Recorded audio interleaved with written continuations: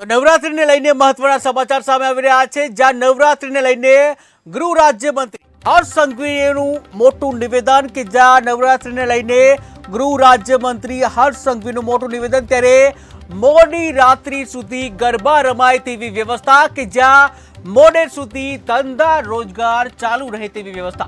ત્યારે રાજ્યની પોલીસને પણ આપવામાં આવી સૂચના કે જ્યાં નાગરિકોને પણ જવાબદારી નિભાવવા અપીલ કરાઈ છે. ત્યારે નાના ધંધાર્થીઓને હેરાન નહીં કરવામાં આવે, જ્યાં નાના ધંધાર્થીઓ મોડી રાત સુધી ધંધો કરી શકશે.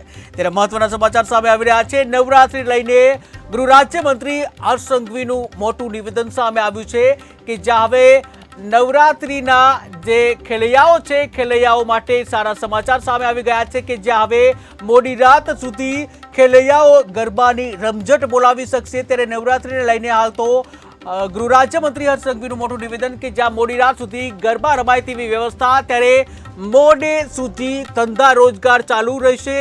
જ્યાં રાજ્યની પોલીસને પણ સૂચના આપવામાં આવી છે, ત્યારે નાગરિકોને પણ જવાબદારી નિભાવવા અપીલ કરાઈ છે. નાના ધંધાર્થીઓને પણ હેરાન નહીં કરવામાં આવે, નાના ધંધાર્થીઓ મોડી રાત્રિ સુધી ધંધો કરી શકશે. ત્યારે આવો જોઈએ રાજ્યના ગૃહમંત્રી હર્ષ સંઘવી શું કહી રહ્યા છે. નમસ્તે, જય અંબે. નવરાત્રીનો પાવન અવસર આવનારા દિવસોમાં આવી રહ્યો છે. માં અંબાની ભક્તિ અને શક્તિમાં રંગાવવા માટે ગુજરાતના સૌ નાગરિકો તૈયાર થઈ ગયા છે.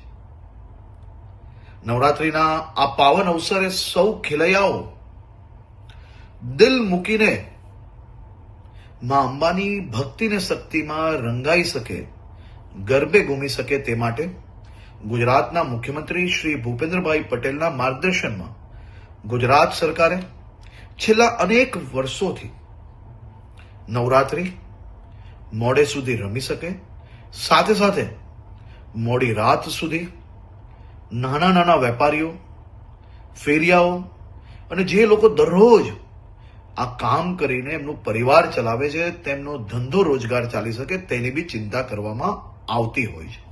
આ વર્ષે બી મુખ્યમંત્રીશ્રીના માર્ગદર્શનમાં આ બધા જ મધ્યમ વર્ગીય વેપારી, નાના વેપારીઓ, દુકાનોવાળા, રેસ્ટોરન્ટવાળા એનો ધંધો ચાલી શકે તે માટે પોલીસને ખાસ સૂચના આપવામાં આવી છે કે 10 દિવસ થોડો લોડ વધારે લઈને બી રાજ્યના સૌ નાગરિકો ઉત્સાહપૂર્વક નવરાત્રી બનાવી શકે તે માટેની ચિંતા કરવામાં આવે.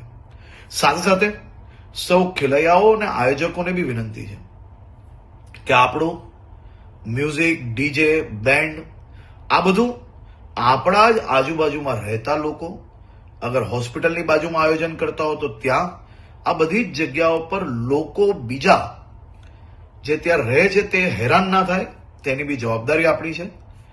આપણા રાજ્યની અંદર મોડે સુધી ગરબા તમે રમી શકો તે માટે ભૂપેન્દ્રભાઈ પટેલની સરકાર દ્વારા સંપૂર્ણ વ્યવસ્થાઓ કરવામાં આવી છે. પરંતુ સાથે સાથે એક જવાબદાર નાગરિક તરીકે તમે બી સૌ લોકો પોતપોતાનો ફરજ અદા કરશો તેવો મને 100% વિશ્વાસ છે.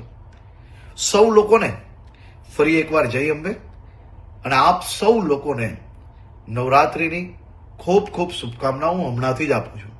નવરાત્રીમાં દિલ મૂકીને આપ સૌ લોકો માં અંબેની ભક્તિ કરી શકો તેવી આપ લોકોને ખૂબ ખૂબ શુભકામનાઓ. આવી રહેલા માં અંબાના તહેવાર નવરાત્રી, જેને ગુજરાતને ઓળખ કહી શકાય, ગુજરાતને દેશ પ્રદેશમાં એને સ્થાન આપ્યું છે, એવા ગરબાના તહેવારને મોડી રાત સુધી ચાલવા દેવાના ગુજરાત રાજ્યના ગૃહમંત્રી શ્રી હર્ષભાઈ સંઘવીના નિર્ણયને આવકાર આપીએ છીએ.